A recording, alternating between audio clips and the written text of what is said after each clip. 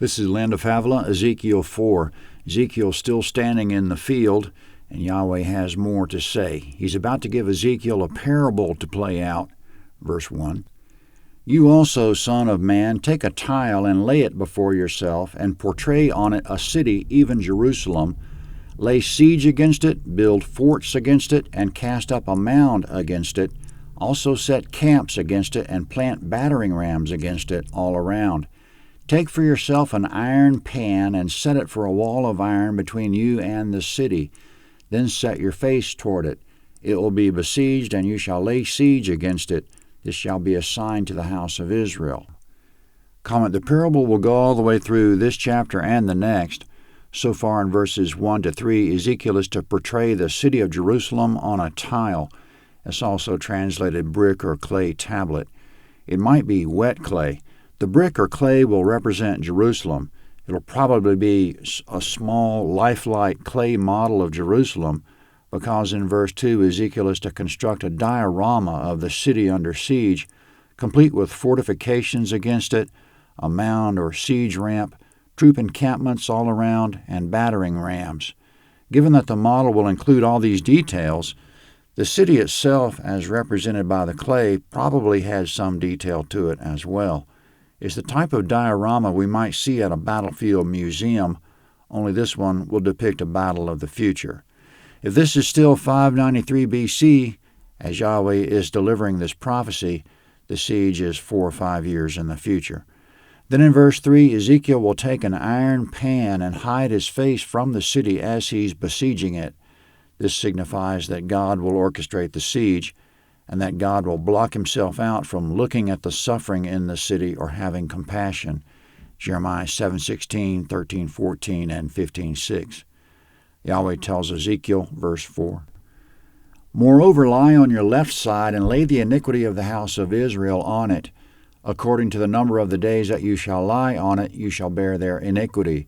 For I have appointed the years of their iniquity to be to you a number of days, even 390 days. So you shall bear the iniquity of the house of Israel. Again, when you have accomplished these, you shall lie on your right side, and shall bear the iniquity of the house of Judah. I have appointed 40 days, each day for a year, to you. You shall set your face toward the siege of Jerusalem, with your arm uncovered, and you shall prophesy against it. Behold, I put ropes on you, that you shall not turn yourself from one side to the other, until you have accomplished the days of your siege. Comment: starting in verse 4, Ezekiel will lie on his left side 390 days, bearing the iniquity of the house of Israel on it, it being his side. His side will bear the discomfort of his body weight. It'll be a model of the suffering of the house of Israel. Israel will pay a very uncomfortable price for their iniquity. When Ezekiel has done his 390 days on his left side, in verse 6 he'll do another 40 days for the house of Judah on his right side, representing that Judah will bear the weight of her iniquity. The numbers 390 for Israel and 40 for Judah are a mystery. There must be some explanation for those exact numbers, but not from your narrator. In verse 7, during the time that Ezekiel is on his sides, he's to set his face toward the siege of Jerusalem. He'll be on one side, then the other, facing the model, and possibly also he'll be facing west toward the actual Jerusalem. In verse 7, his arm will be bare and uncovered, no doubt his upper arm, representing that the arm of God will conduct the siege. But at the same time, he's representing the people's suffering, bearing his weight on his sides without turning. In verse 8, God will put ropes on Ezekiel. They could be actual or virtual ropes. The ropes will keep him from turning. In Ezekiel's representation of the people, this means the people are bound to suffer. They can't relieve it. And in his representation of God, it means God has bound himself for the purpose of setting siege to Jerusalem. He will not relent. Possibly the ropes also indicate that God will hold Ezekiel on his sides supernaturally for 390 days straight and 40 days straight without relief. But from the description of the food prep coming up, Ezekiel will probably get up and down to cook and take care of his other needs. Also, in terms of playing out the siege, Yahweh says, verse 9, Take for yourself also wheat, barley, beans, lentils, millet, and spelt, and put them in one vessel. Make bread of it, according to the number of the days that you will lie on your side, even 390 days you shall eat of it. Your food which you shall eat shall be by weight, 20 shekels a day. From time to time you shall eat it. You shall drink water by measure, the 6th part of a hin. From time to time you shall drink. You shall eat it as barley cakes, and you shall bake it in their sight with dung that comes out of a man. Yahweh said, Even thus will the children of Israel eat their bread unclean among the nations where I will drive them. Comment in verses 9 to 12, while Ezekiel is on his side, he'll ration himself 8 ounces per day of flat cake made of simple ingredients and 6/10 of a liter of water. God says use human dung as fuel for the cooking fire. Why? Because in verse 13 and coming in a moment in verse 16, this is how the children of Israel will eat their bread unclean by ration in Jerusalem during the siege and in the nations where God will drive them. Of course, during the siege, they'll have no choice but to use human dung for fuel. Coming up, Ezekiel objects to defiling himself, verse 14.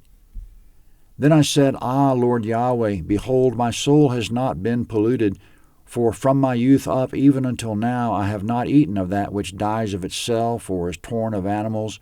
No abominable meat has come into my mouth.